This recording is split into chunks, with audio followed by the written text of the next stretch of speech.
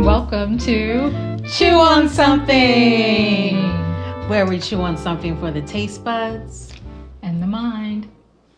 Thank you so much for joining us for our 9th episode.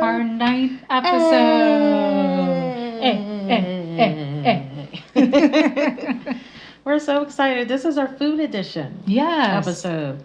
So Sabrina has concocted something really healthy and exciting. Yes, it's actually very quick to make. I love that.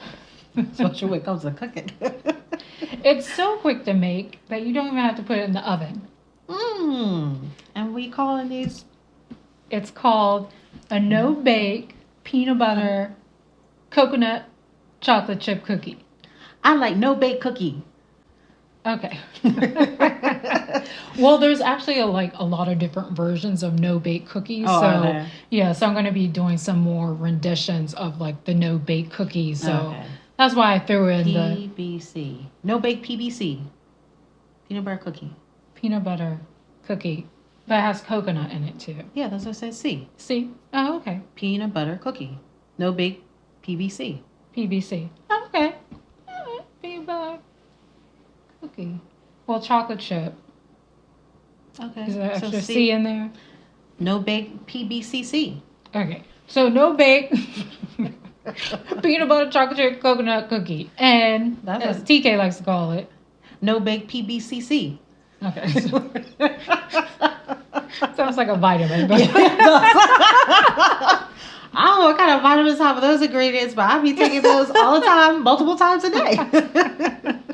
So the ingredients for this, if you haven't gathered already, is, of course, the peanut butter and the chocolate chips. And I used 72% cacao chips. Is that percentage right? 72%? 72%.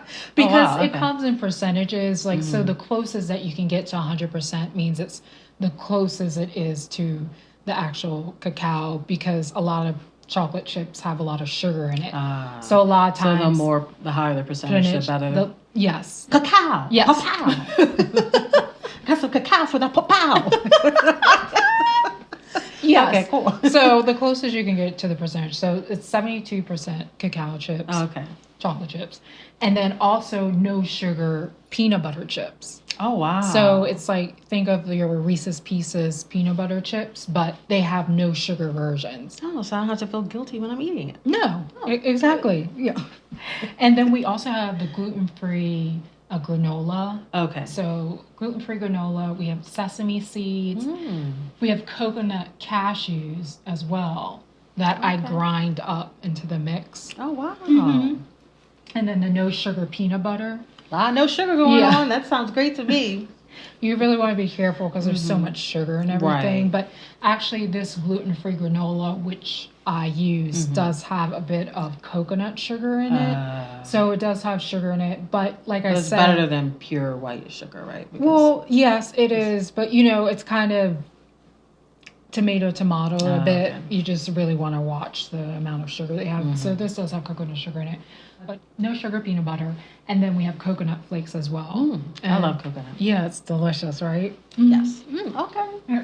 And then cinnamon and chia seeds. And I try to use chia seeds in almost everything just because it's so high in antioxidants and minerals. Oh, really? Omega-3 fat and fiber. I explain how I love fiber. So you know how some people carry hot sauce on them? Carry some chia seeds. Yes, and it go out to a restaurant, sprinkle some chia seeds. And it looks like black pepper. Yeah, it does. So no one would know. When you have your purse, you pull out the pepper. But the one thing that you have to really be cautious about chia seeds is that they're, very tiny, dry, hard seeds, and they absorb liquid quickly. So you don't want to eat it dry because any liquid that you have within will absorb it. It can actually cause blockage within your system. Oh, wow. Okay. Yeah, so you want to soak your chia seeds, and it's really easy. You can just throw it in some water or almond milk. Oh, because we're made of so much water, and the chia seeds will just be sucking all the water out of us? Like vampires? Well, chia seed vampires just sucking the water out of us? Yeah, a.k.a. chia seeds are tiny little vampires. Instead of sucking blood, they suck water. Water, yes. Okay.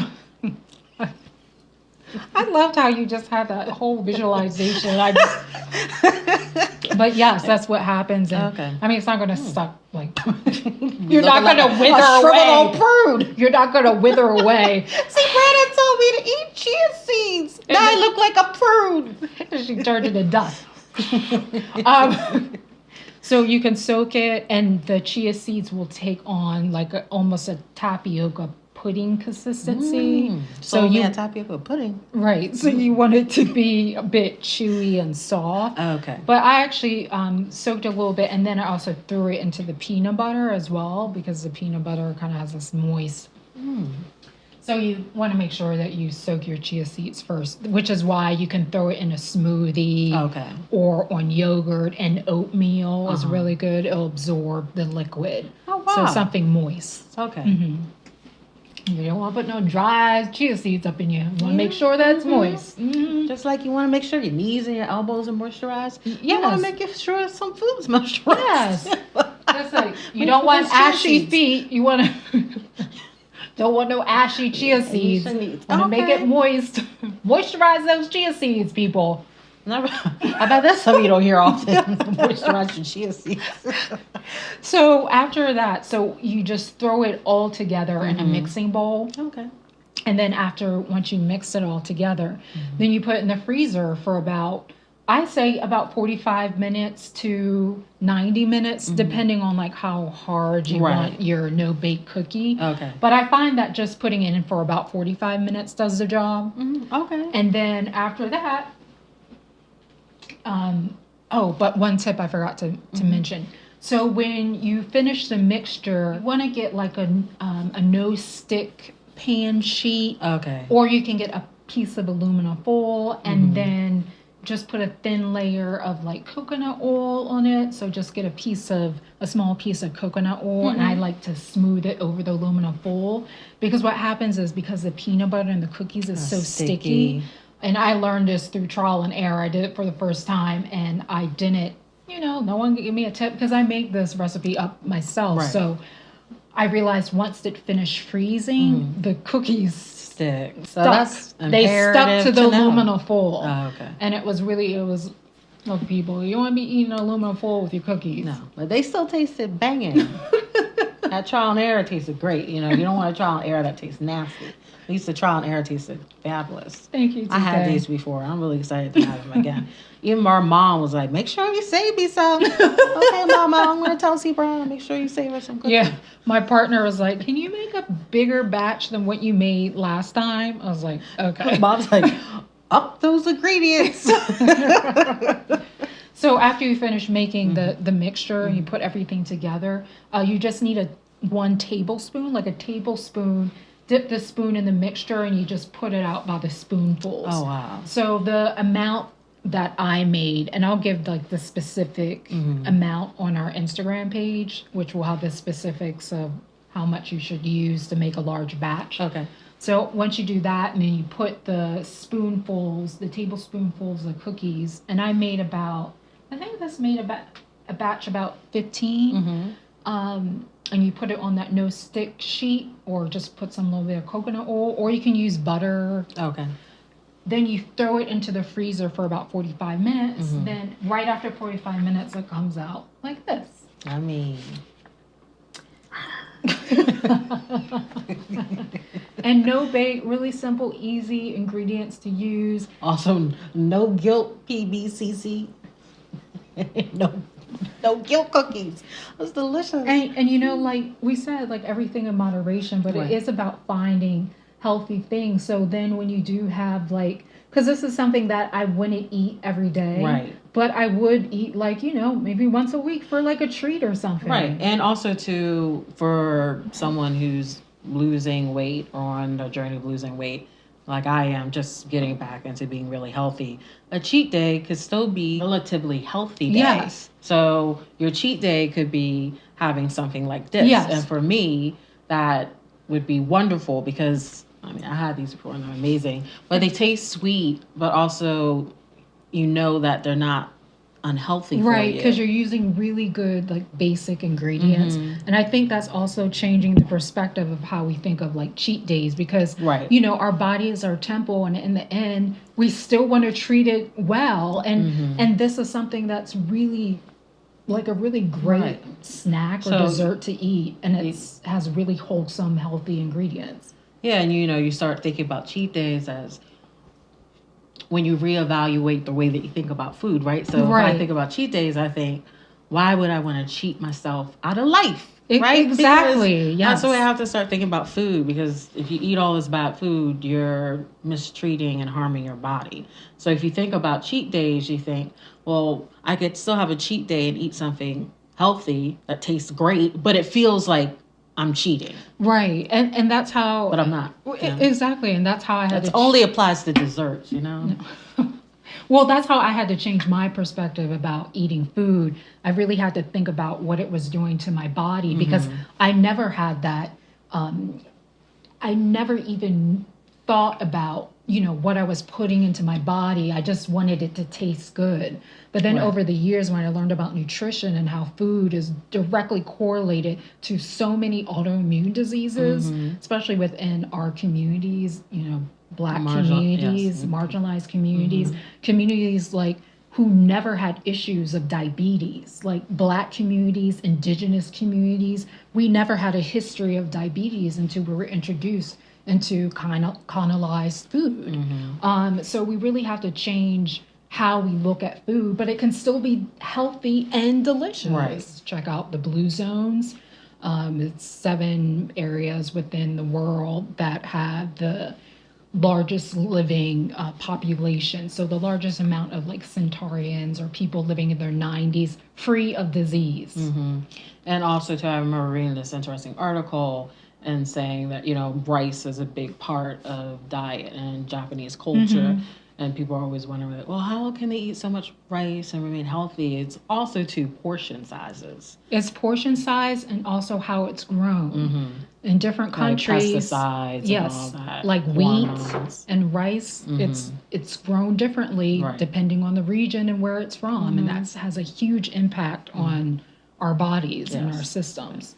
And portion size. I had to reevaluate the way I think about portion sizes myself, y'all. Yes. It's really important. They said you should eat till you're about like 80% full. So not that you're stuffed, but you feel satisfied. I like to eat. Yes, that's perfect, because then you save room for dessert. Yeah. That's important. Well, healthy dessert. I like how TK just took I was like, well, really, you should end it off with feeling 80% full, and then that's it. And TK was like, oh, that's good. You're 80% full, so that 20% is room for dessert. That's how it translated in my head. It translates. I was like, oh, great, 20% left for dessert. Makes sense. Well, yes, dessert included. Right, okay. This is fabulous. And this is really quick to make, and I can try one out. Yes. Which is a bigger one?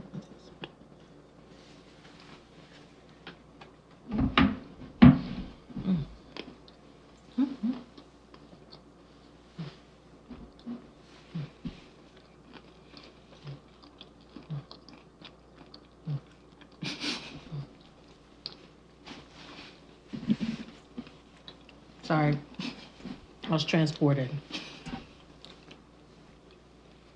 Wow.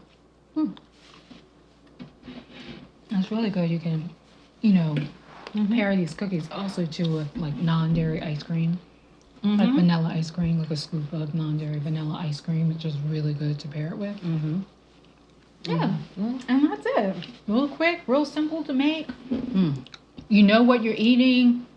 No mystery ingredients, no ingredients that sound like chemicals or you can't even understand. If you can't understand the ingredients or cannot read the ingredients on whatever you're eating, that means you shouldn't be eating it.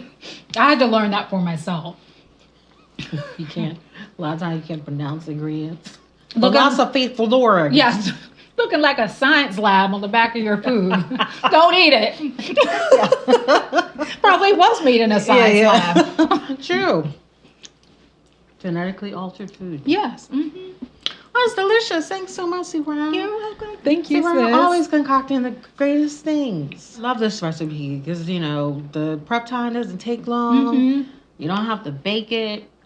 You can make it in big batches. So this is wonderful. Yeah, so you can make some for now and then pack the rest later, freeze it, whatever. It does really well frozen.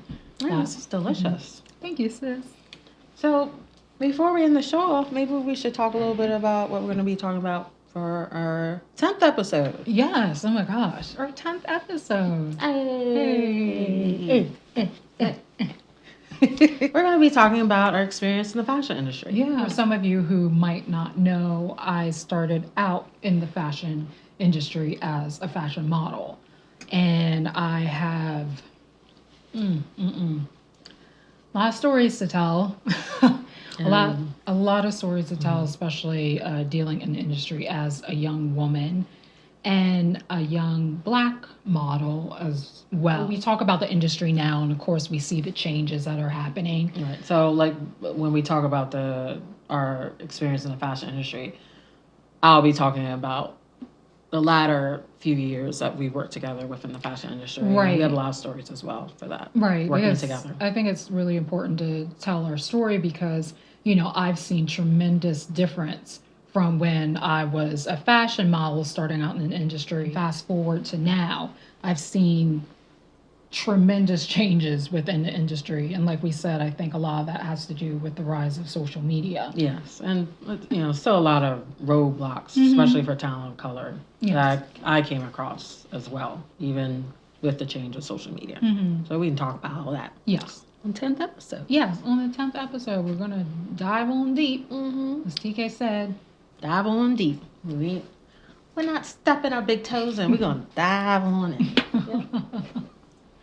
So thank you so much for joining us on our 9th episode. Our 9th episode, and as always, so grateful for all the support, and thank you for joining us every week and leaving comments. We see them all. We are responding to them all, so don't worry. We will respond to all the comments because we really appreciate all the love and support. See you soon on Chew on Something.